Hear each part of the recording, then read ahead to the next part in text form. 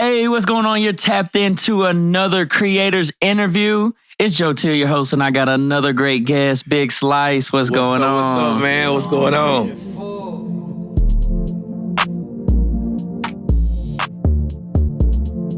Man, so what made you get into the food industry? Let's jump right into it. Man, let's do it. Man, I come from a long line of cooks. You know what I'm saying? Like, on both sides of my family, my mom was a super duper good cook. My brother, man, he was rest his soul, man.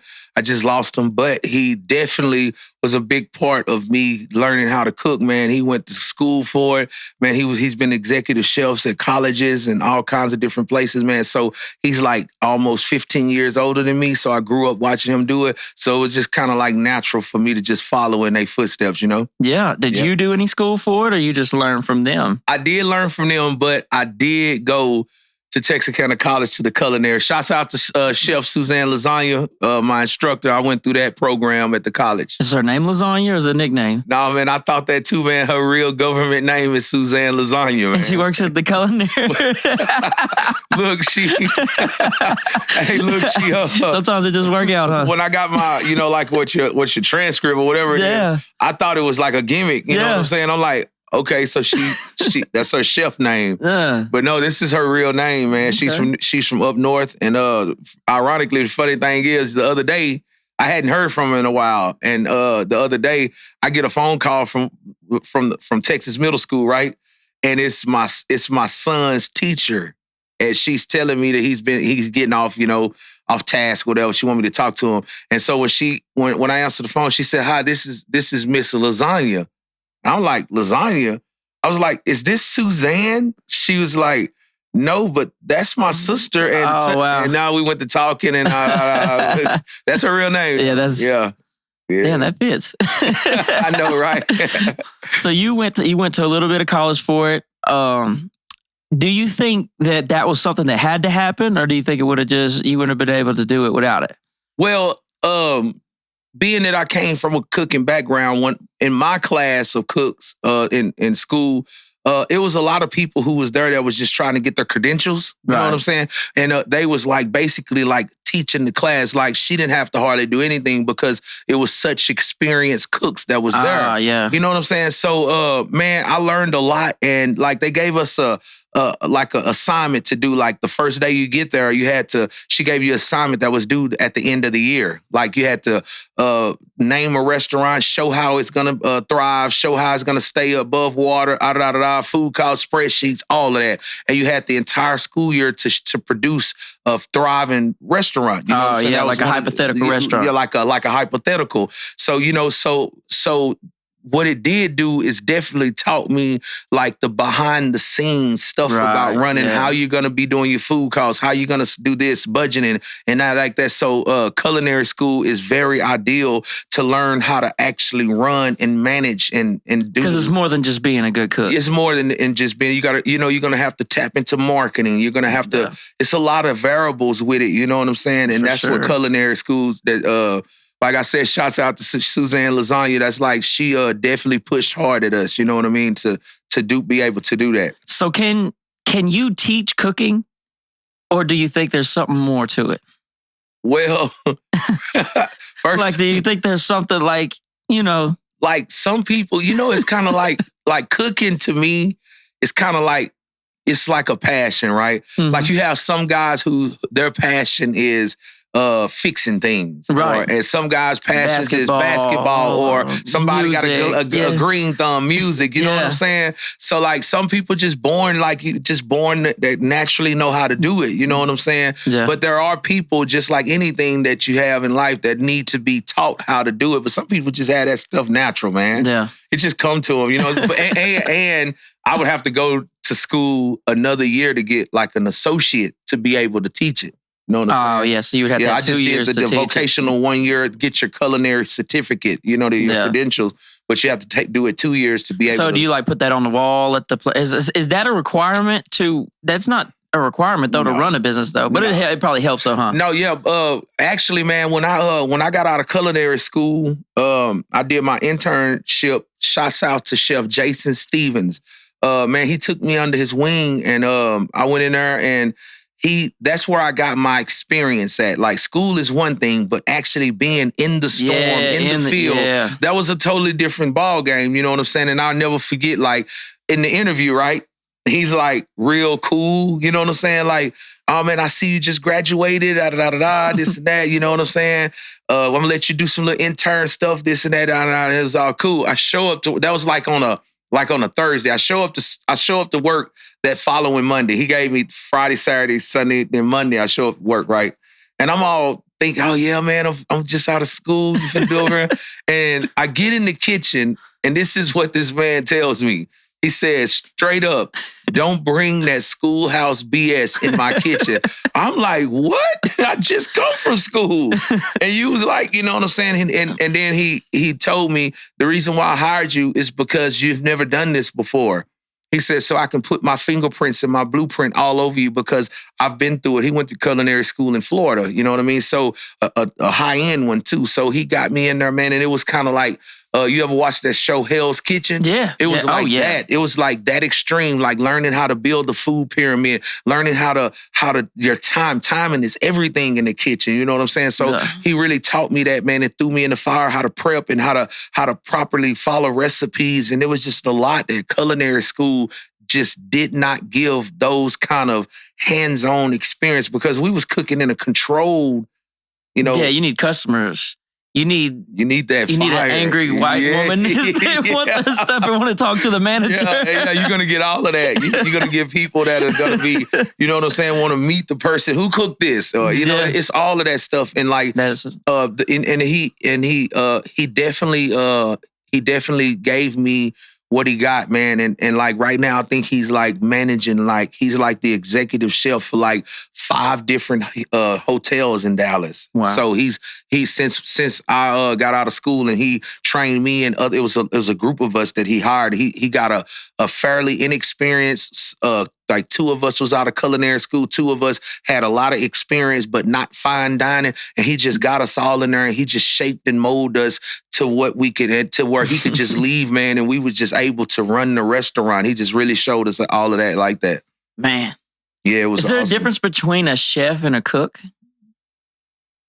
I mean, it can be. Yeah, because I'm just an outsider. I don't know. I barely know how to work the microwave. It can, man, because look, when you think of a chef, right, you think of like Emerald Lagowski. Yeah, you know what I'm saying? Like Bobby Flay. You know what I'm saying? Yeah, or what's the Hell's Kitchen dude's name? Joy Ramsey. Right, yeah, Gordon Ramsay. There you go. And they are, but see, they're both, you know, because like a preacher, you got some people who can preach, some people who can teach. Yeah. And then you got some of them who can preach and teach. So is a chef teaches and a cook just cooks? Is that what you're saying, or kind of, sort of? I'm just saying, like, you have people like a chef is going to be a person who is coming up with recipes, like original recipes, who's knowing the difference, like this taste with this acid. You're gonna have those are people who are like chefs that's coming up with their own stuff. People at home do that too. It's not like they don't, but these people are gonna be doing that on top of running a restaurant, on top of the food costs, on top of everything. And then you have people who are just line cooks, like, you know, like a sous chef is basically doing the same thing. But you have like cooks who are phenomenal cooks though, but aren't doing any of the other things behind the scenes that a chef does. So they're following the recipes and they're running the kitchen how it's supposed to be run, but not like in the lab experiment. Yes, not like that. Yeah. And you have, because I done had the privilege of working with some very, very skilled, experienced cooks in my time as cooking and stuff, like people who can work circles around me. You know what I'm saying? And that's just the truth of the matter is they can run, like, okay, so it's a different kind of beast. Like fast food versus fine dining. Like you would think that it's like it's a different speed. Fast food, man, you finna get in there and you finna have like 1 million tickets, right? And you're gonna have to be able to keep up. Fine dining, you're gonna have a lot of tickets, right? But you're gonna have to think differently. Like kind of like playing chess and checkers. But like any checkers game, shoot, it can get kind of hot and heated too. Yeah, because I think about it at the house. Okay, so let's say we have a cookout, and we're all common people. You know what I'm saying? Right. I got one friend that dabbles in cooking, and he can cook. Right. But it's like even our timing to get the dinner off in time is incredibly difficult. Yes. It's super hard just to make dinner happen. If we say dinner at 5, it's 6:30 for sure. You know what I'm saying? If everything goes off without a hitch. That's right, man. And so when we go to a restaurant, we just think, well, I just ordered, 10 minutes ago. Where's the food? Right. Right. Well, there's a lot of stuff happening that we're not thinking about at the restaurant. It's a whole bunch of stuff going on. You know what I'm saying? What would you tell the common person?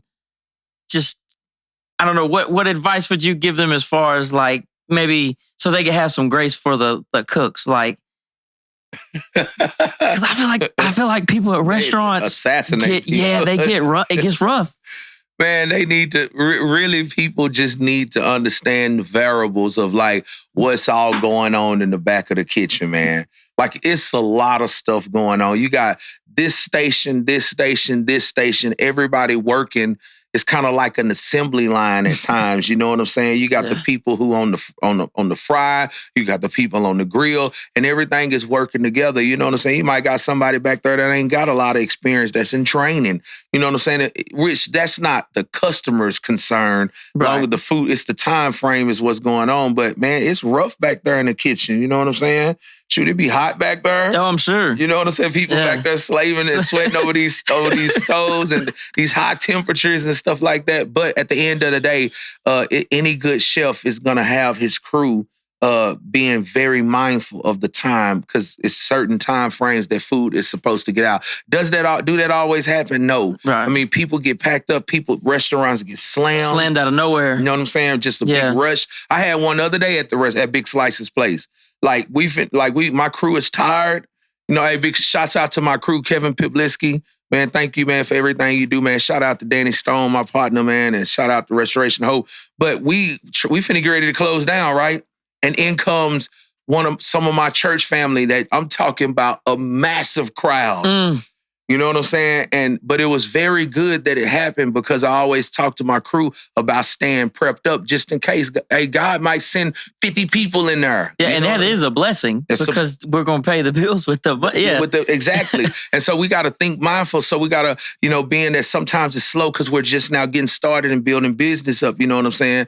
And so they'll get in the mind frame like, well, it'll be all right. We could just prep here, this and that. And then boom, this big, and then that was good experience for them because now that made them immediately like look at it like, man, we got to prep. That's right. Now, and I'm glad that it happened so they could see. I guess like a mom and pop place is kind of what they call it, but a restaurant, a smaller restaurant where you know what I'm saying? Yes. There, like finding people that care. I feel like that's important because you go to the fast food places or you go to the places and it feels like the people cooking or the people behind the counter, it feels like they just don't care, sometimes. And you know what? And it's because sometimes they don't, man. Yeah. Some people in there just trying to make a check. Right. Cooking isn't their passion. Right. But this is where life done landed them at, right? And you're absolutely right. That's why those places like that have those the script basically, and they train them in there. You're gonna boom, boom, boom, boom, systematically, robotically assembly line type of thing, get it going on. Versus to where like a place like Big Slice's place and these moms and pops places that's cooking like we're doing it. Like that's why I'm so thankful that the ministry that I came from, we're producing men who have been trained and who have got experience as they're graduating out of Restoration of Hope to be thinking about the next person more. You know what I'm saying? Being mindful, learning how to be of service and serving too. You know what I'm saying? That's a big part of how we stay, how we are. You know what I'm saying? Can you, my fault, I'm going to cut you off, but can you explain Restoration Hope to people? I'm pretty sure I know what it is. But so Restoration of Hope is a faith-based Christian discipleship program.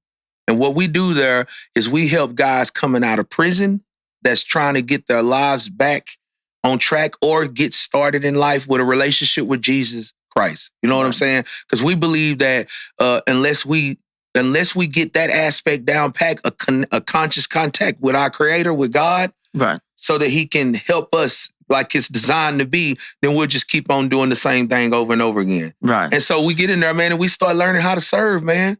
And serving is a big part. Like for me, man, if I go too many days without being of service to my fellow brethren, man, I start getting sick and start thinking like I used to where I came from very fast. It's like medicine for me. Yeah, I do feel that when you help people, it's like, because I do think we are meant to help people. We are designed. And in this world, it seems like this is not a time where that's popular. No, it's not. It's every man for himself. Yes, it's protect your own little flock of, your family. You've got your little group. You know what, man? Because what I've learned, like that's how I was programmed out there. You know what I'm saying? You know those cliches like stay in your own lane. You know what I'm saying? It is what it is. But really, man, we're going against how we're designed. We're made to be in fellowship with one another and with the Creator, and we're made to love. That's just how we are. But over the years, our hearts and stuff have been hard, and rightfully so, because people wear each other out, people burn people hurt people. Mm-hmm. So it start building up these walls, and it just start getting hard, of like more callous as we go.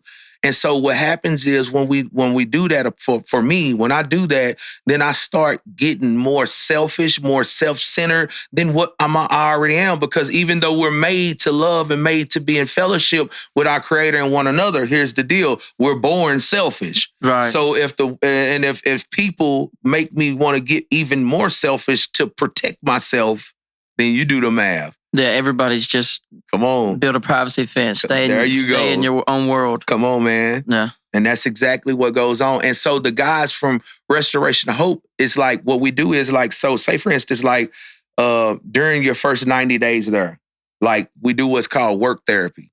You know what I'm saying?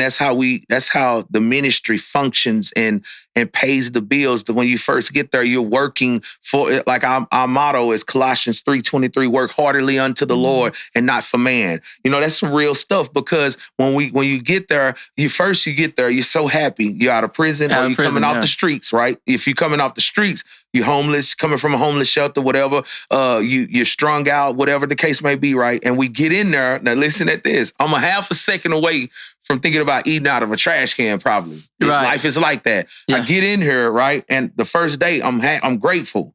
Man, thank y'all for rescuing me. I'll do anything, you know what I'm saying? But it doesn't last, 3 days in, I start complaining about how many times they serve eggs. Like, wait a minute, man, you was just about to, I think that's something that we as humans do.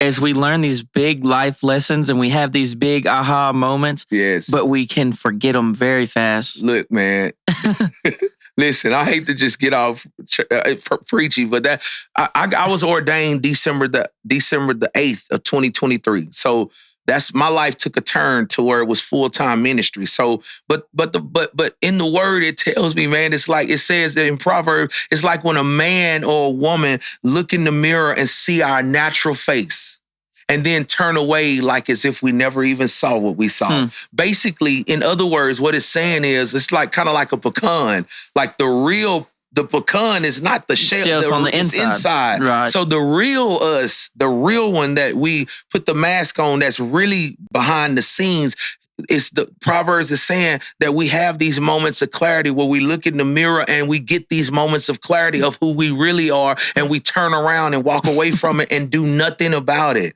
Yeah. And that's just how we are, man. That's true. You know what I'm saying? And that's what goes on with us. You know and pecans is real. That's a real example, because I hate when you crack. You don't eat the shell. It'd be a perfectly good shell too, and you crack it open and it's be rotten on the inside. And that's a whole other topic right there, because that's what happens. And see, the thing about that is the rotten one, if the rotten part of that pecan symbolizes what we see when we look in the mirror, we don't want to come to terms that we're that rotten part of the pecan. So that's why we hurry up and act like we didn't see it and run away, because it's too much for us to handle, man. I'm just that rotten. You know what I'm saying? Yeah. Well, hey, guess what? Which is a good realization to get to. It's the perfect one.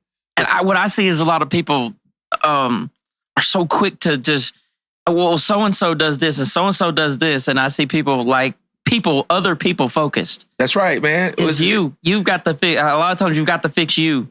Listen, man. You do. You have to. It's natural for us to look over at somebody else's race and compare. Right. And the word teaches me not to do that, but I even do it. Like, say, for instance, like, if a person is really, really trying to practice living a life that's pleasing to God, right? Let's just say you're trying the best of your ability to do it, right? And you're tithing. And by the way, people, it's so important to tithe. This is what I've researched by my own experiences, because people hearts are connected to their purses and their wallet book and their purses and their wallets, right? I believe that. You feel me? No, so we give to what we love. Because I think we do that because that's like attached to our livelihood. Of I feel course like it survival is. Instincts kick in and we start Of course it is. doing math, and then they say, well, yeah, and because I'm not finna just go help somebody with my hard-earned, you know what I'm saying? Would you consider it tithing if you do, if you don't give directly to the church, but if you give to someone that you're helping? I do. I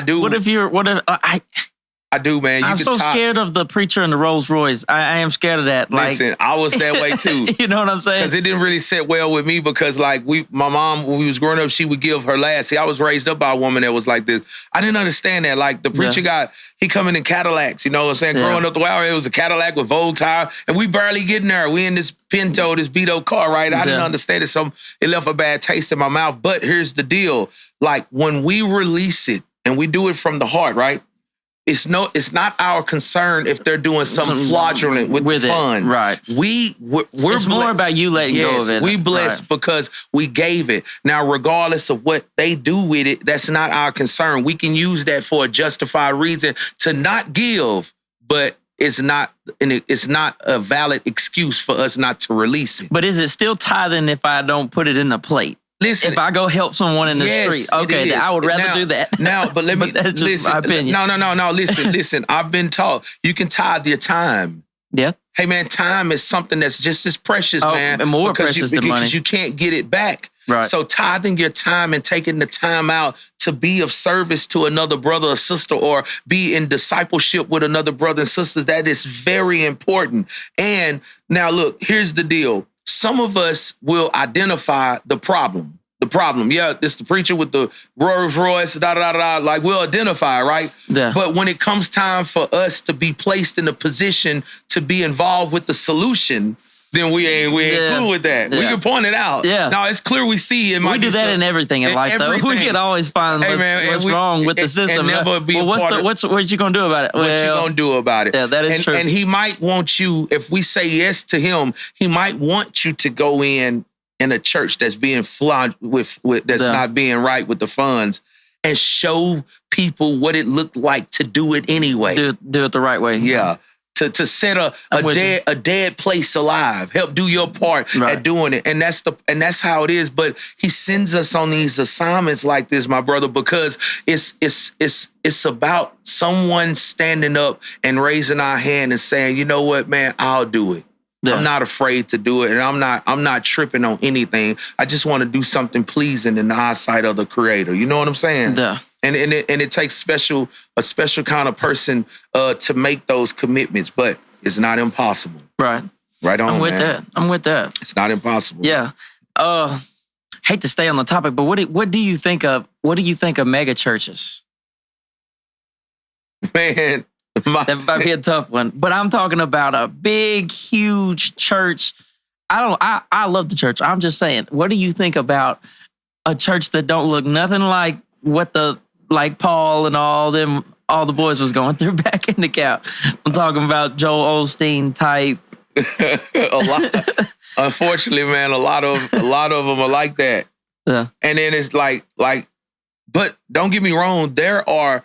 Like, take Church on the Rock, for instance, here in Texarkana. Big shouts out to Church on the Rock. Yes, Pastor Mike, Pastor Miller, his wife, man. Like, those people be doing a lot of stuff. Yeah. Like, they're a big church, like, kind of mega church-ish, but they do what's right. I don't think they're a mega church. I'm talking about like a big city, like you talking about like got a TV program. I know they're sending the money in. Yeah, like they got a mansion. All of that. Like the thing about that is, man, to me, like, man, well, you know, it's like this, man. Like, first of all, you go to those kind of churches, man, and I just feel like I'm a like a number in a chair. Right. You know what I'm saying? Like it's like you have to almost like break the line. Well, they would have to make some type of smaller communities within it. Yeah, they have to have connect classes like with stuff. church and stuff and anything. I think what we really need as people, for sure, is some type of connectivity, some type of community, you know? Right. And people have to have that.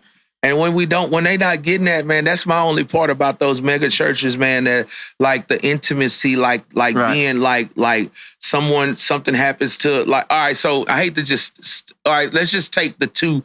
There are two big churches here in Texarkana, like Church on the Rock and First Baptist, right? Yeah. All right, now check this out. Like these two men, right? I know them both personally, right? Right. But like over for dinner or nothing like that. But they do that. You know what I'm saying? Say for instance, like when I was locked up, I was in the annex, right? And one of the dudes that was in our pod, he goes to visitation. He don't even know he getting a visit, right? He comes back, we like, hey man, who come to visit you? He like, man, it was Pastor Shreves. Like, Jeff Shreves from First. Yeah, he's like, yeah. Pastor Shreves show up. Same with Pastor Miller. Like they'll go into the prisons. Yeah, you see what I'm saying? So like when that kind of stuff ain't going on with those mega churches, like, I mean, come on, man. Yeah, nothing wrong with it. Like, you know, like if one of the people in the congregation falls on ill times and they're in the hospital and it's so big and it's so business oriented and all of that the pastor ain't even getting to. Like, come on, man. Like that's what he's supposed to be doing by my calculations. You know what I'm saying? So you're saying if the pastor is blessed, they need to be helping. They need to be helping. That makes sense. They need to be on the front line. Hey man, when I became an ordained minister, man, the men of God that give you a charge. It's something like I've never experienced in my life. And I've experienced some major stuff with addiction and highs and lows and all that. But when them men of God laid their hands on me and they start charging me, giving me a charge of things that I'm supposed to do, now that I'm accepting the calling, I promise you, I felt it through my whole entire being. I've never felt nothing like that before. And I know you can look in my eyes and tell I'm telling you some real stuff. Like, man, it was the most tripped outest thing that I have ever experienced. And they gave me some charges of things that I need to be doing as I stood up and accepted the call. And I've been trying to do it to the best of my ability, you know? Right. I feel like I studied the New Testament quite heavy. Well, the whole Bible, but really the New Testament a lot. At one point, I was really, really, really studied into it. And so there really wasn't no pastors in the New Testament. You know, there were just guys like Paul, and then there, you know what I'm saying, like the apostles and stuff of that nature. But that was not like a cushy job. That wasn't like a, you know what I'm saying? You wasn't just like the little community leader or nothing like that. You were they was in the fire. So it was like this. It's exactly like it is today. So it was like this. You had the people like Paul and them who was absolutely standing on the truth. You know what I'm saying? And then you had like the mega churches or the because I feel like he wrote letters that applied to maybe the mega churches too, even though he was just writing to like Galatians. Now you follow. That's exactly what was going on. Yeah. I don't want to like bash like any mega churches, but what I'm saying is it was like you had the people who was teaching the truth, and then you had people who was teaching tradition and religion. Listen, at Restoration of Hope, I'm so grateful that the people who helped me to form my very own personal relationship with God, and this is what they stand on. They made sure that they showed what it looked like to have a relationship with God versus being involved in religion. Right. In traditional religion. There's nothing wrong with tradition, but sometimes the word of God tells me that sometimes when it's time to abandon tradition and move forward, you need to do it. You don't need to get stuck. The traditional people were the ones that... That's right. There you go. Killed our boy. And you got stuff like that that's going on today. People are so stuck. It's a new world out here. It's definitely a whole new place. It's a new breed of kind of how you need to get out here and reach these people. And sometimes like you saying, like the mega churches, like the Joel, he's not going to be able to go to the places. But these are the people that we're supposed to be after. And if they're not feeling comfortable about going in here because they're feeling judged and all eyes on me and feeling out of place, then what are we doing? Right. These are the people that we're after. I know what it feels like to feel that way. That's why if it's like to walk in and be like, come on, man. Yeah. You can feel, hey, listen, let me tell you something that I learned. One thing they did do in culinary school, we had to take this with these counselors, right? And it was like to teach us, because you're gonna have to be in front of people, this and that. It's kind of like a humans, like a relations, that's what I forget the name of the class, but it was being in front of people type of scenario, like how you, and this is what public speaking, public relations. That's what it is. That's what it was like. So, and the guy who was teaching the course that you had to take, the mini course inside of the class, right? He was a pastor, right? So check this out. He told us this statistics, like 80% of human language is physical and 20% is verbal. So that means that I'm watching your nonverbals, I'm watching your body language, because your body language, if somebody telling you more than what the words are saying. Because if I told you, man, Joe, I love you. Man, you'll be crazy to believe that what just came out of my mouth with that kind of body language, and even how you said it, inflection of your voice. Like, who's gonna believe that? Like, exactly. If you chose to do it, then that's just on you. But my body language and everything just screamed out that I really did not mean what I just said. Correct. So that's the kind of stuff that I'm talking about. So like if that's the case, if 80% of language is physical and 20% is verbal.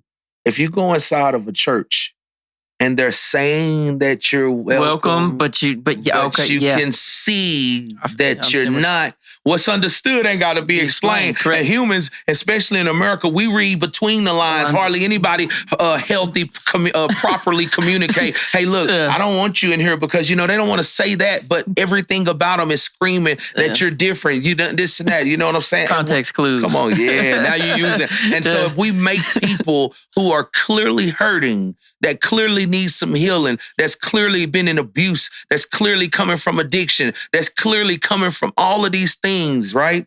And we go into a place to where people are just happy and this and that, but don't want to be that way with me because I look different, come from prison, this and that. Man, what are we doing?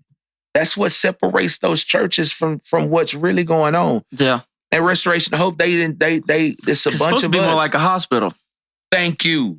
Yeah, I mean, I tell people that all the time. It's like a spiritual ER. When you come to Restoration of Hope, you walking in upright on your two legs. Yeah, but inside, you're coming on a spiritual gurney. Your spirit man is laying on the gurney, and he finna run you into Restoration of Hope or the church. Then it's like a spiritual ER, and you going in there. You finna go on your gurney, and your spirit man finna get a spiritual IV from the source of the all power put into your spiritual arm, so that you can get pumped back to life. Right. Right. And if we're not willing to do that with people, then now you turn it into, what is it, a business? What is it? What's going on? Because I think that is the trap of an American church, though. Like, realistically, I worked at a church. I was a youth pastor at a church. It was honestly not even by choice. There was this lady that was doing wonderful stuff before me. She had moved on. And I was like the college age kid that was still helping with the youth group. Right. So I wasn't there that long, but just kind of transitioned. But was on the payroll at a church and was seeing okay, this is how the church functions. I feel like what the trap of a church is it turning into a business? Is turning into a system where we need the tithes, we need these people, we don't need to mess with the screens because that's going to upset these people. We need to make sure we sing these songs. Quo. That's right. You know what I'm saying? We want to sing these songs because the majority here wants to And I think that's like anything, you can get away from the original intent very easily. No, and that's right. And that's all, listen, and that's all God wants to do. That's all Jesus wants to do. They just want to liberate us from our own personal version of our own matrix. They want to unplug us so that we won't be having all this stuff. We don't want to, we can live and die and never truly be known. I can be in a relationship with a person and never really truly know them or them know me. It's just like we're just existing with each other. Yeah, putting up walls and stuff, yeah. That's so we really never, we're together, but we never really yoked up and got and had a beautiful relationship because of how this stuff goes. And that stuff that we're talking about, that leave a bad taste in anybody's mouth about the church. Right. And we not want to go, hey, look, this is how it is for people like me that come from addiction, that come from prison. Hey, look, if you go in the church, look and you hurting, and just say you have a moment to where you have like that mirror we was talking about. We have a moment of clarity, right? And we see we the rotten piece of pecan in there, right? Yeah, that's where we at. And we want to drop to our knees and say, man, I'm going to church, man. I just want to get some help, right? And I get in there and I start realizing that it's the ways things are set up in here. It ain't really no different from what I came from. So why am I even in here? I might as well go back. If it's nothing different, what's the point of even being here? People that need healing and need help is needing to be around something that's different. And if it's no different than where I came from, what's the point? And that's what's happening a lot. Right. And there's another thing to think about. The people in the churches that are, and this is, like I said, I'm not bashing the church. No. This is just what happens in church. But the other side of the fence. We're talking about the hurt person that limps in, but it isn't just, I'm not just throwing y'all in the trash. The other group. No, I know where you're going with this. They're also hurt in a different way where they're not being able to explain. The person who needs help and don't even know that they need it. Yeah.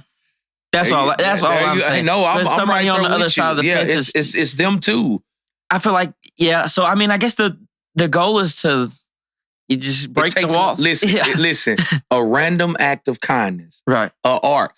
He's wanting it. One person can just decide to be unplugged from the matrix of this stuff and go in there despite all of it is and just go be his man, his representative, and it's gonna be rough. But that one person who just refuses to not be what he wants us to be like and go inside of these places, and it's gonna be like going into the lines. Then do you know that some of the most gruesomest wars in the world were fought over religion? Come on, man. No doubt. So going in there, you have to pick and choose it. But when he sends you on assignment, he's gonna give you the proper words, the proper utterance, everything. When it's flowing, it's just flowing. And go in there and really, really spark and ignite the fire to light and lift it and help liberate these people by showing them to the one who can unplug you. You see what I'm saying? It just takes one person. But the thing about it is, man, human nature kicks in. Like, listen,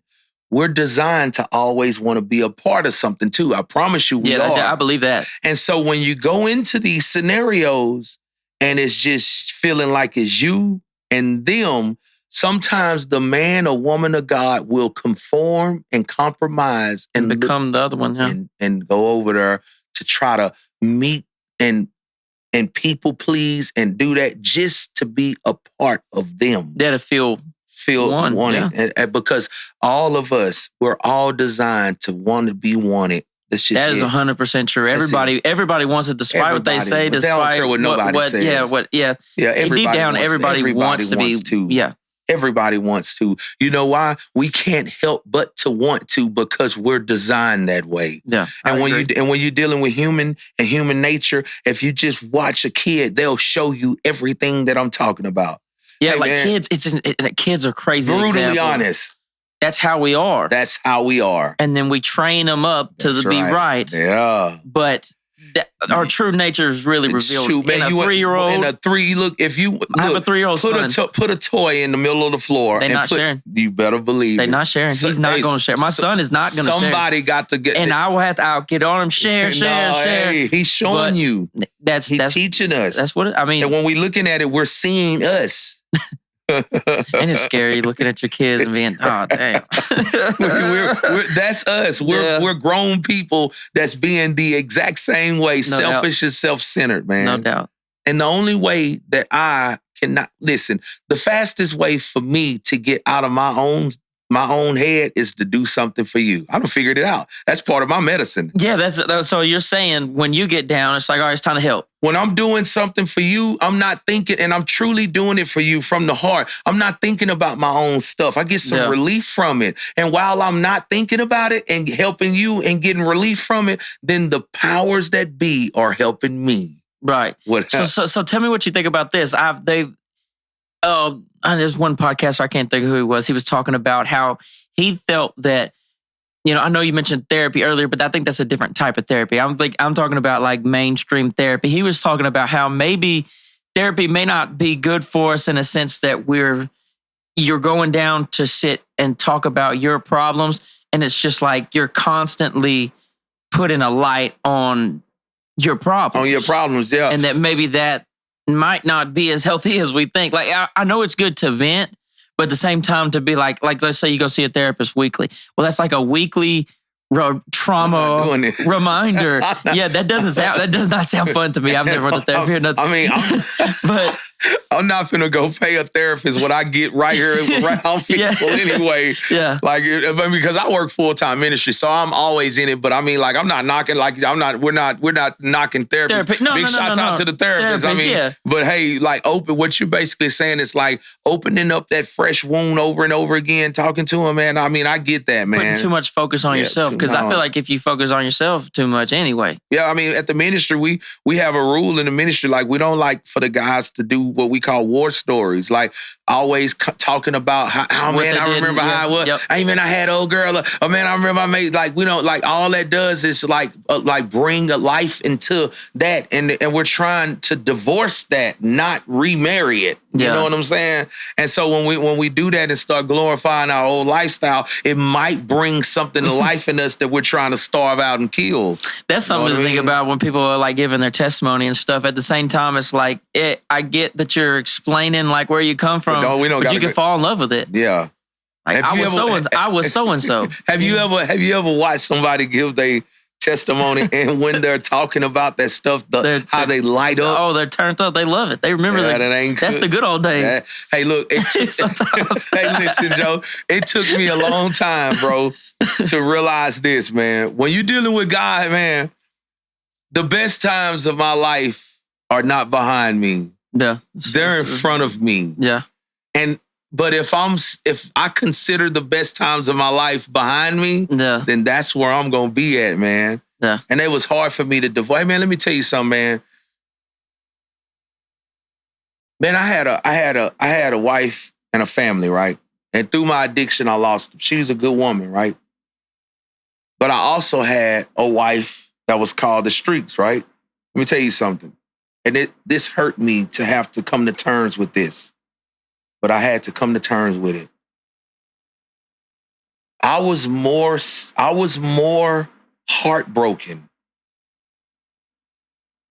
from divorcing my street life than I was from losing a good person. I was hurt by it, but it was the stuff that was killing me that I had to divorce in order to live. That made me the saddest. Saddest, yeah. It was. I'm serious. I know that sounds. I agree, because we as humans, we tend to love the things that hurt us. Yeah, and that's how it was. It hurt me so much that I put down the drugs, I put down the drinking, and I almost ate myself to death. Like, I ended up in a diabetic coma. I didn't even know I had done gained. Like, I was like 500 and some pounds. I woke up one day, man, I couldn't see. I couldn't even move. I ended up going to the hospital. And I fought for my life for 16 days while I was at Restoration Hope, right? What an eye-opening experience. A lot of people don't know this about me, but I'm not afraid to. You were going through the program? I was in it when this happened. I had done got so, I traded another addiction for another. So that's what we do, though. So let's talk about that, Joe. Like, here's the deal. Hey, people want to be judgmental, but let's just get down to it. I can put down drinking and drugging, and I can pick up shopping. I can put down drinking and drugging. I can pick up being use a woman. I can use a woman as my higher power. That if I could just be with her, then I feel like that I can be all right. Or I can start eating. I can start doing. It's a lot of things, man, that I can do, but people are focused on the one that is so apparent, socially wrong. So, yes, come on, man, because that's what I see. Like, and nothing against church. I'm saying they pick socially wrong things and they be on them. Man, come on, man. When here's the deal. Oh yeah, he's walking the streets talking to himself, addicted to something, but you over here doing something real messed up behind the scenes to your family. But we don't get to see that because you hide it. Because you hide it, and you were able. And the drugs that got him out here doing it just got him in public. Listen, and I'm gonna tell you. Listen, let me tell you something. When the two of these people have to come to terms, right? It's the person that is so apparent what's going on that lay it down and just say, God, I can't do it no more. The functioning person is the harder one to crack. Yeah, because they have a system. Come on, man. They have a system. I ain't losing nothing. I'm better than him. Yeah. That's what they tell it. That's what people tell. I've told myself that. Yeah. Like I'm I'm not as bad off as this person. No, man. No, don't. If you're telling yourself that, it's a problem. It's a problem. Yeah. And but it's so natural. It is, man.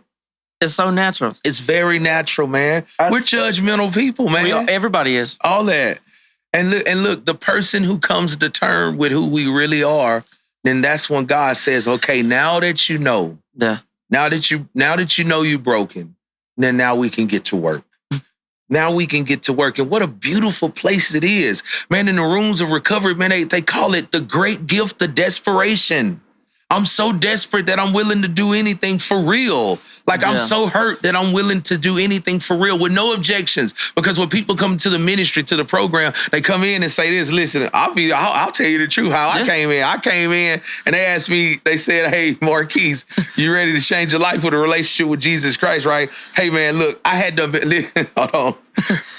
been walking the streets for 8 days straight, man. I probably lost like 50 pounds, right? He's ready to do anything. Like, and so when they asked me that, it was 103 degrees outside, right? And when they opened the door to the ministry, it was like on TV show. Like I could feel the air conditioning just breathe. Yeah. So when they asked me, was I ready to do anything? What would you have told them? Like, I do it. Yeah, I am. But in actuality, I'm just trying to get in one of them beds and in that air conditioner. I feel that air. I would have said yes to anything. But when I asked for help, see, God deals with our hearts. Listen to me. Out my mouth, I asked for help, and that's fine and dandy. That's good. But my heart screamed out help for him. It really meant it. And when your heart screamed it out on top of you saying it, it caught the attention of him. And he held me to it because he answered my call, the heart call. And he answered it. So he held me to it, even though I had some slick 50 stuff going on. He was like, oh, no. Ulterior motives. I had ulterior motives, but he was on some stuff like, no, I'm holding you to that this time, because what else are you going to do? Yeah. You can't go to this place. You don't burn every bridge in life. Yeah. It's truly sink or swim. That's what somebody was telling me the other day. They was like, you got to watch out about burning bridges because eventually you'll just be an island with no exit. I wouldn't wish it on my worst enemy if I had one. Yeah, to be by themselves. What that feel like in her. The woman I was talking about that I lost, the marriage that I lost, she used to tell me, man, it's just so sad watching you be a prisoner in your own mind. And I was, man, it's rough like that, man. Like, I wouldn't wish it on, if I had what I consider to be a worst enemy, I wouldn't wish that kind of torture and torment and self-condemnation and shame and guilt and remorse on anyone. Some people don't make it back from this. This is a different kind of beast, man. When people are feeling like they're unworthy. Some people have survivor's guilt. Some people feel like they're not worthy of being able because I've done so much bad. That I don't feel like that. So when like, it's like this, if you tell a kid that they ain't gonna amount to be nothing from the time they was little, they just might not amount to be nothing. Yeah, you can almost program them. Almost program them. And if I program myself to feel that way, come on, man, belief systems are hard to crack. Only God can do it. Yeah. Good luck at trying to get me to believe that my shoe ain't great. Man, I believe that. I mean, it really is. But still, if I believe it, I believe it. I mean, there's nothing you can say to change me. I can make you think that I like, oh, okay, man. But I really ain't really believe that. Only God gives those gifts of change of perceptions and belief systems. Man, matter of fact, trying to do that, you'll end up more frustrated than the person that you're actually trying to get to believe something different, man, because we're trying to do a job that we're not qualified for. Just like kind of like if you lie on your application. Yeah. And you figure, man, I'm going to just fake it till I make it while I'm in here. Yeah. But then you get in there and then you upset because these people start to see that you don't know what you're doing, so you're trying to maintain the lie. It's just a lot of stuff that comes with it. Yeah. And that's just how it is when I'm trying to get someone to change. I don't have the power to change anyone. Isn't that wild that you really can as another human, make another human change? No. That's right. And I've helped a lot of people, and I've been in a lot of uncomfortable friendships, relationships where my goal was like, I'm going to get this person to this point. Ain't no way. Giving them shelter. Because we love projects. I brought you a car one time. Yeah, we love projects. Yeah, it's like I can get him to this point. No. And it just is that stuff gonna condition us to not want. That's why people don't be want to stay in your own lane. I'm not gonna lie. I will be 100% honest. Like some of my attempts to help people and change people make me not want to try it again sometimes. Of course, why would it? That's exactly how it's been. It's not. Because it's gonna be. In the word. In Ecclesiastes, they got a word that I like to always use in some of my service. It says, "What a sore travail." In other words, sore travail. What is it? When they're saying what a sore travail, in other words, what a rough, rocky road you're gonna go down. Yeah. That's a rough road you going for sure. Trying to do that, and then once it happened, but who are really to blame is this? All right, listen. Let me give you a scenario. Check this out. I like to think of myself as the type of person who will give a person my last, the shirt off my back, right? Right. All right, that's cool. It makes me feel honorable, right? I gave that person my last, right?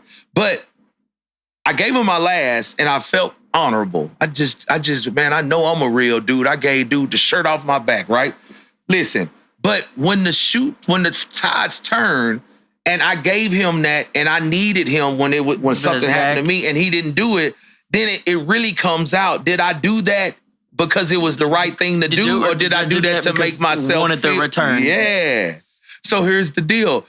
God didn't tell me to give him the shirt off my back. I did that because it made me feel good. Not because it was pleasing to him, because if he would have told me, then he would have provided something else for me to get another shirt. But when I did it on my own, I'm just stuck out. And God might be saying, hey, man, you should have kept your shirt because you got a lot of more walking in this cold, and it's cold outside, and you're going to need some warm, because that's how selfish and stubborn you are. And you got 100 more miles to walk in this cold before it break you down and you realize what I'm trying to tell you. I did not tell you to do that. You did that by your own might. Listen, when we used to be in cars and we used to be, blowing and drinking and stuff like that, and we banging music, right? Yeah. And we pass a church. You know what we do? We turn the music down and... Hey, listen, man, let's just get something squared away.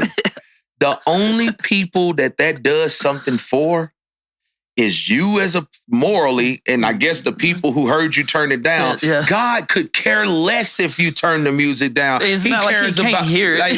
He cares about what you're doing in the car. Yeah. That's what you need to not be doing. Yeah. But turning the music down, you get no brownie points with God for respecting a building that people going in. We are the church. You get brownie points from him by how we treat one another and how we do and how we are with one another, not turning the music down when we pass the church. It's like people riding around with a Bible. Come on, they tell me, I got this Bible on me, man. Come on, man. It's like, I don't think it works like that. Hey, you know what I wanted to bring this up. Like, what's a person's definition of freedom? You know what I'm saying? As like, what do we consider? What makes us free? Like America's standard of freedom would be that, like by the country's view of freedom, you know what I'm saying, is that I feel like is that I'm just saying by the laws. No. Is as long as you stay within the lines, they'll leave you alone. And I guess that's what we consider freedom in America.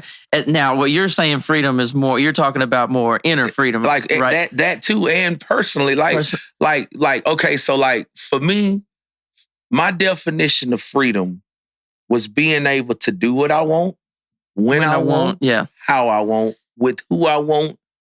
And I could, if I wanted to lie, I can lie. If I wanted to sin, I can sin, whatever you want to call it. If I wanted to do these things, or if I wanted to go over here, I want to go over there. Like, that was my version of freedom. But as I've been learning, like, here's the real thing, man. So what do you think freedom is? The real freedom? Man, first off, I got to say this.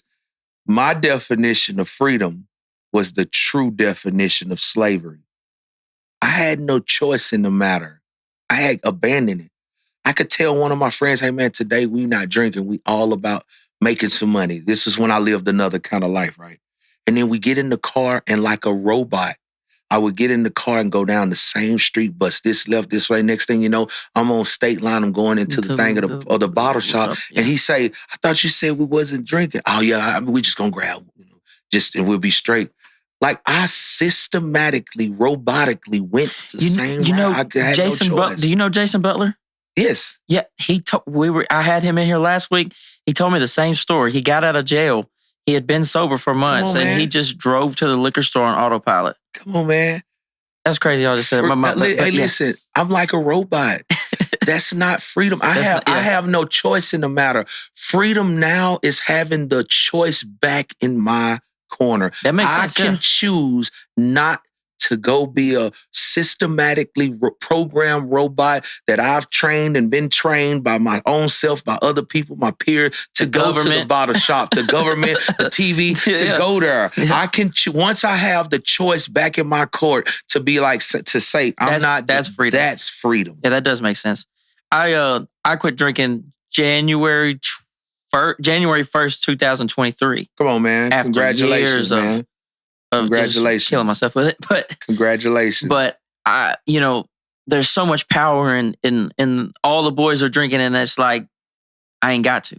Yeah. When back in the day it was like, no, I have to. I have to. Yeah. So I understand that. Sure. That's why I always like sometimes when I'm doing my sermons, I always ask, what's your definition of freedom?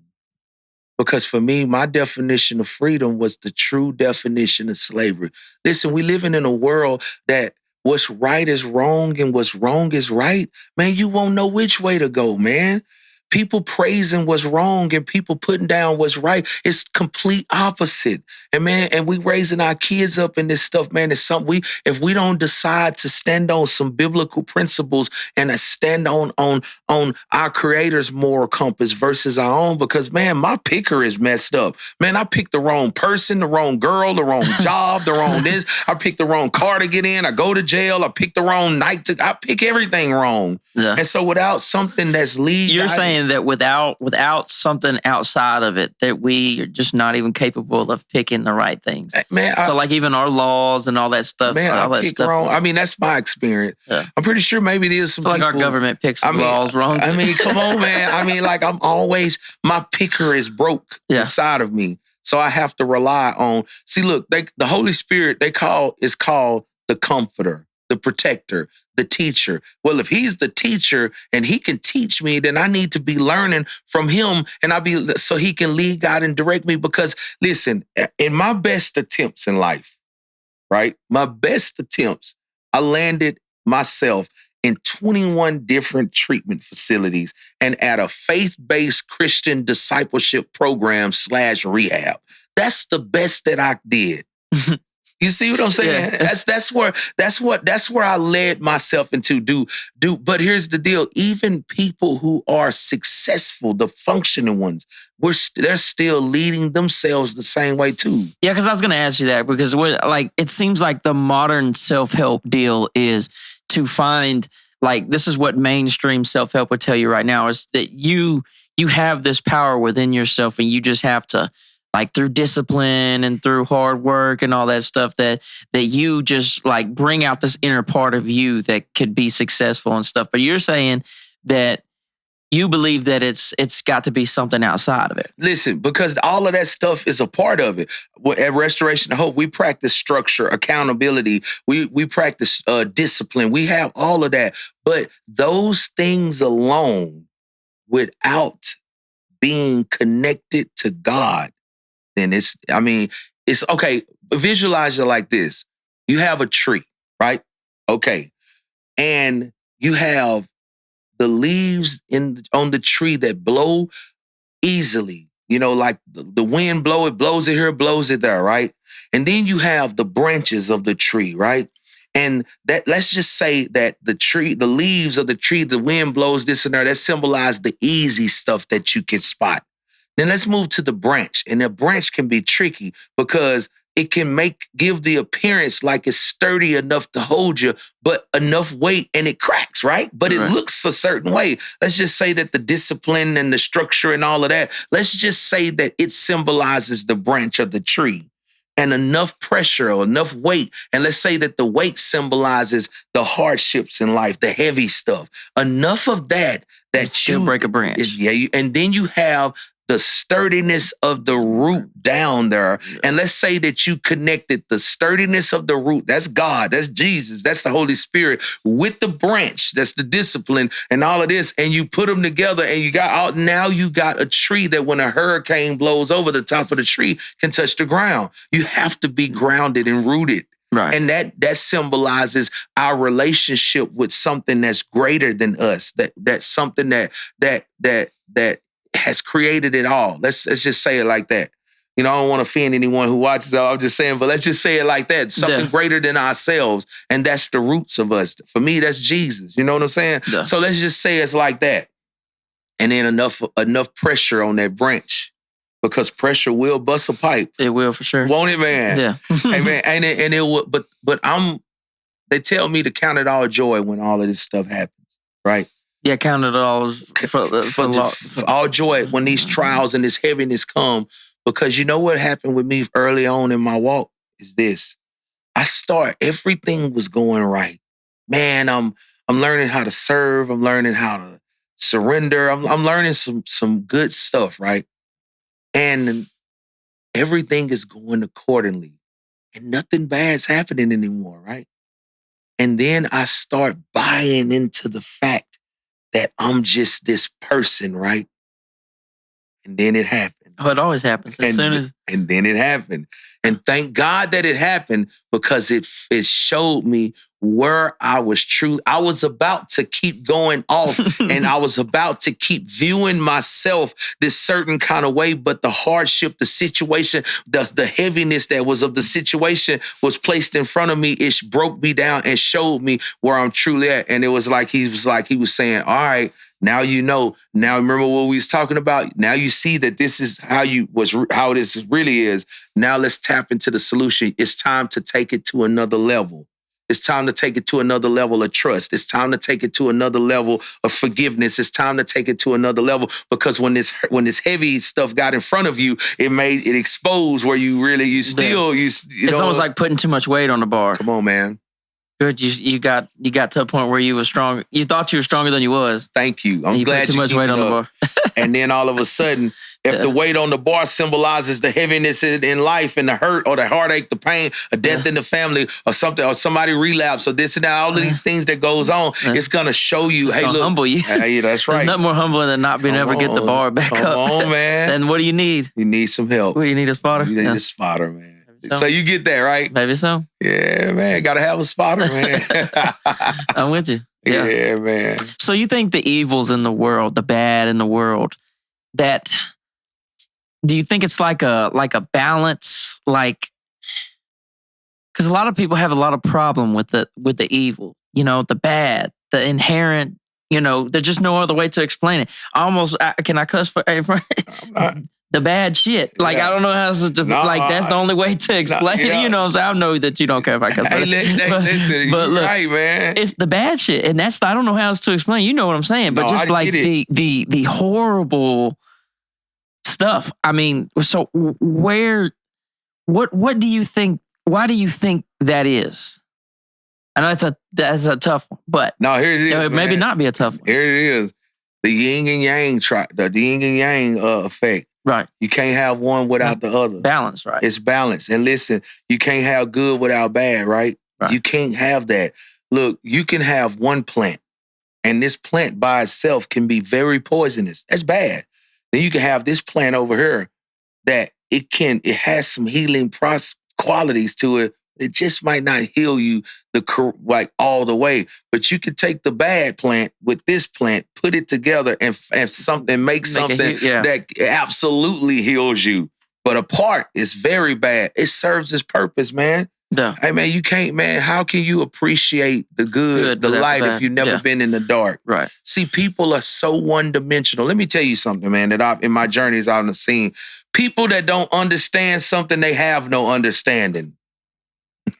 My bad, I'm taking a drink, but I'm listening. Hey, like people that don't understand nothing, that something or someone, they have no understanding. They may fake like they do, but they don't. Right. You know what I'm saying? Like people are always. If you've never been predator and prey, then you don't understand it. If you've never been at the top of the mountain and the bottom, you don't understand it. I had a guy working for me at one point, and it was a big age gap. I just hired like an 18-year-old, taught him how to do what I did. Right. And so how that relationship went, and I would always get so frustrated, and I'd be like, I just couldn't figure out. I'm like, he doesn't get it. He doesn't understand it. So like we would always bump heads, and he was kind of like the type of dude that would he kind of wanted me to do the things he'd make a suggestion to change the business. And he'd be like, all right, we need to do this. And I say, well, hold on now. I bought everything. Now he's trying to tell you how to do it. Yeah, I've been doing it way longer. I'm older. There's all these different things. Like I try to tell him, look, I'm taking it into I'm not ignoring you. That's right. You know what I'm saying? But it's exactly what you're saying. Sorry for the big pause there, but it's exactly what you're saying. He didn't understand the boss thoughts because he had just been a worker. Hey man, listen, man. First thing first, myself too, and all the other guys. First thing first, I come through restoration. I hope they give you 3 days grace, right? That means you don't have to get up and go to work. You can sleep in, this and that. 9 times out of 10, they're coming off the streets, you know what I'm saying, we need some rest, right? Tired. Yeah. First thing first, when I get up, I'm about to start telling the people that I came and asked for help how to help me. First and foremost, I know what's best for me.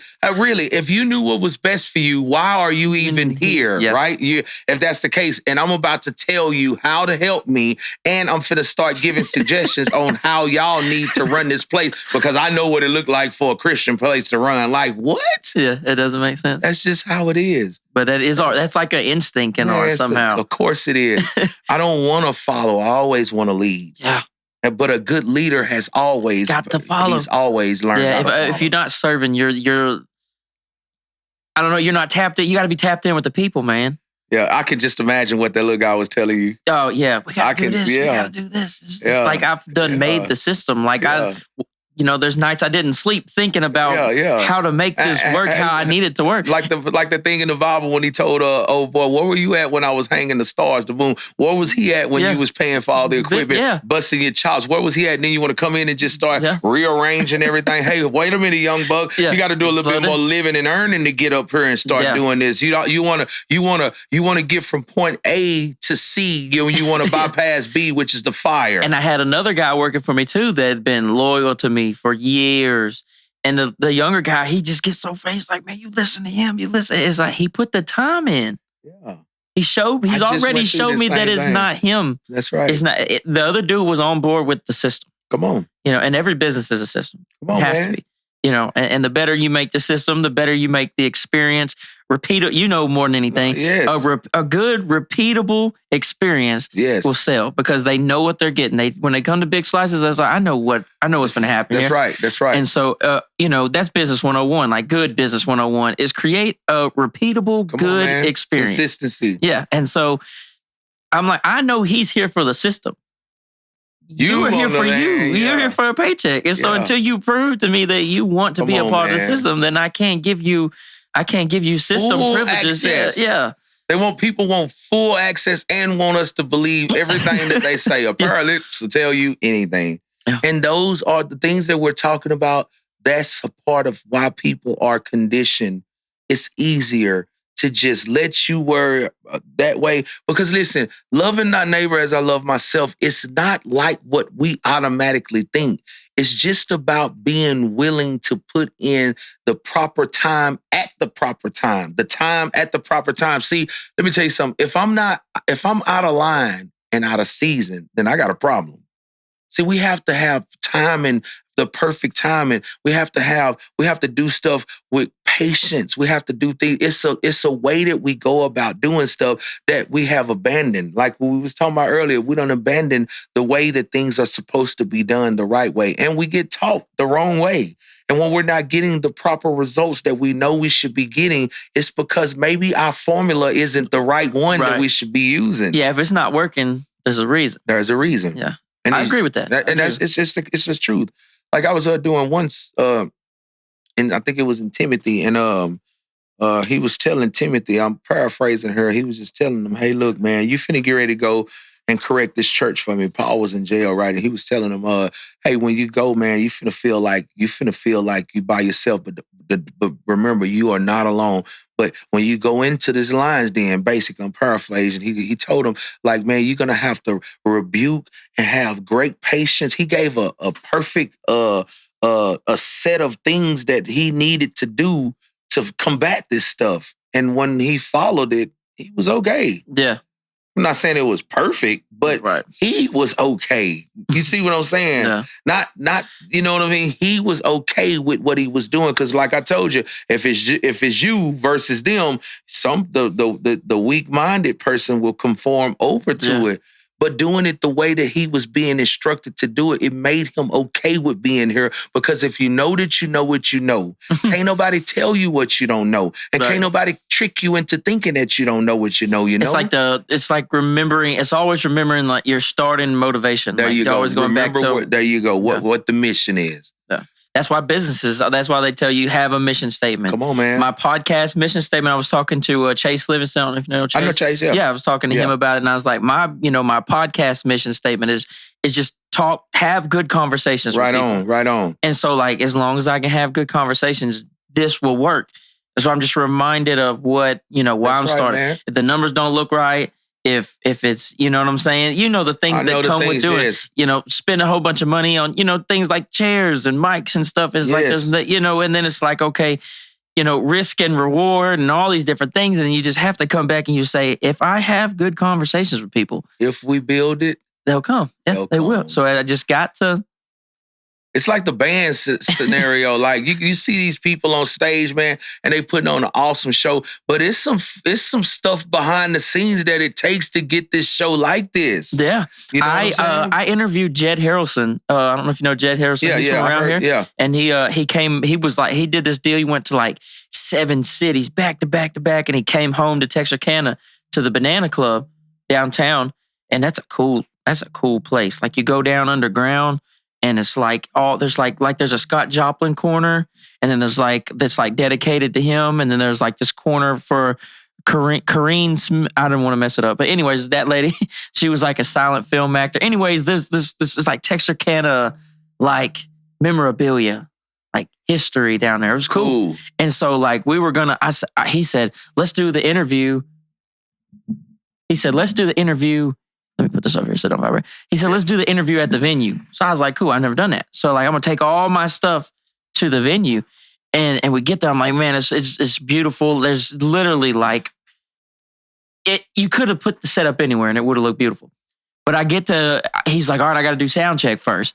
And they've been on the road for 7 days. They show back to back to back to back to back. They start doing sound check and things start messing up. And I was thinking in my head, I was like, man, just like you're saying, like, it doesn't matter how often or how well you oil the machine. Like, I'm telling you, things come off track. They gonna come off, man. But he handled it. That's good. That's right, man. God, we got to do this. We got to swap that cord and we got to do that. You know what I'm saying? And bam, they knocked out sound check and we did an interview. But it's... Even if you hone in the system, things still go wrong. I promise. And that's why the leader has to work on himself. Got to. If that's not going on, man, it's gonna be like Houston. We have a problem. And that's always a bad place to be. Yeah, you don't want to be there. Yeah. Yeah, man. I am so glad and grateful, man, of what happened to me at Restoration of Hope and cooking at this restaurant. Man, it's taught me so much. And I tell the guys when they come over there, like the guys that I got over there, Kevin and this another little guy, Ethan, I got over there, man. It's like, man, if you let it, man, it's like organized sports, man. It teaches you so much of camaraderie and If you let it, this thing can show you more than what it is if you open it up. But being vulnerable is something that guys in America have been taught to be contrary. I don't want to get vulnerable. Like some guys like don't even want to talk about like their feelings. Yeah, no doubt. You know what I'm saying? Ain't nobody finna, real man don't cry and all that kind of stuff. Man, men do cry, man. Oh yeah. And it ain't nothing wrong with crying. You don't gotta be a cry baby. Right, yeah, because I do feel like you shouldn't open a door too far. Oh no, I agree. Because I feel like also a new movement in America is to get rid of masculinity, which I don't think that's the play. Yeah. Because as a man, I do think there's certain things you need to do as a man, just like there's certain things I think women and it's like women do certain stuff better than us, guys do certain stuff better than that. I feel like we shouldn't lose our roles. Don't shoot me for that, but you know what I'm saying. No. You absolutely right about that, man. But we could definitely stand to be more sensitive. Let me tell you, it's like this right here. So, like, you have a man and you got a woman, right? All right. So, if a man is the head of the stronger vessel, right? It's not because of brute strength. It's only because of this. Men, we're supposed to be able to stay in communication with God, stay in relationship with God, right? And have God teach us how to work through our feelings and our emotions, right? Women are more feeling-driven and emotion-driven. Yeah, so here's the deal. If I'm not in communication and relationship with God, and I don't even know how to work through my feelings and my emotions, then it's how am I going to lead her? And women are expert at being able to expose that you don't really, how I'm going to follow you and you don't know where you going. So really, she looking at it like I might as well should have been with another chick if you basically the same as me, and she's yearning and looking for someone to help show her how to do this. And if I don't know how to do it and refuse to let God show me how to do it, and she definitely exposing me for me not knowing how to do it, and it's like the blind leading the blind. They will tell you, won't they? Yes, man.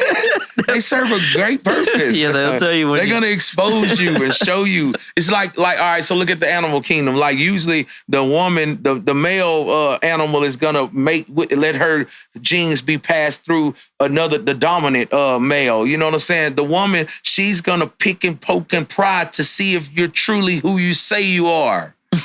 She's gonna expose you. Yeah. Yeah, man.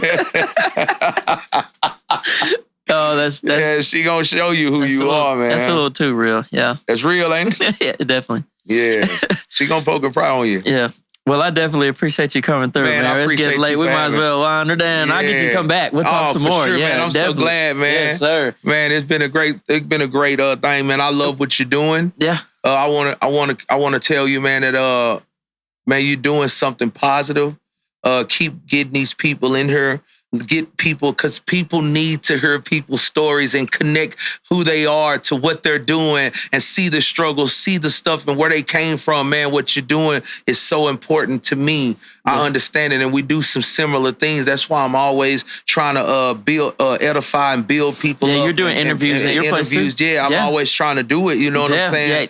Y'all listening, go that way. Hey, man, yeah, go that way, man. Because between people like him and myself, like we're trying to put people in position to share who they are and do that. And I got nothing but respect and love for you, bro. I definitely appreciate that. Yeah, straight up. And where can they find you? 1423 New Boston Road, Texarkana, USA. Big Slices Place, and you can be in contact with us at 903-417-9375 and book us. We do private parties, book the booths, man. We got a fantastic booth in there, man, with see-through drapes and stuff. Book the booths. We do anniversary parties, bar mitzvahs. And we do it all. Yeah. Yeah. If you're tapped in with us, I definitely appreciate you. Remember, like, share, subscribe, hit the little bell, and get notified when we drop new videos. I definitely appreciate you, and stay blessed. Stay blessed, man. I appreciate it. Man, that's awesome, man.